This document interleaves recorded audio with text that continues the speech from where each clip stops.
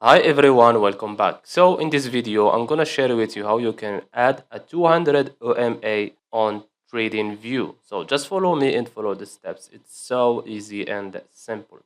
So first of all, open TradingView website, then click on indicators. After that, type EMA and choose this one, moving average exponential. Okay, now click on the X icon and go here, EMA 9 close. Now go and type, now click on it and click on the gear icon. After that, on the length, delete 9 and type 200.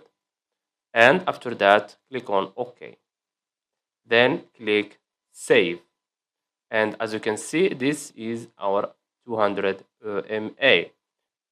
You can change the color if you want. Go to Style and you can change the color from here. As you can see, it's now green, red, and it's choose, for example, black. I think that you get the idea.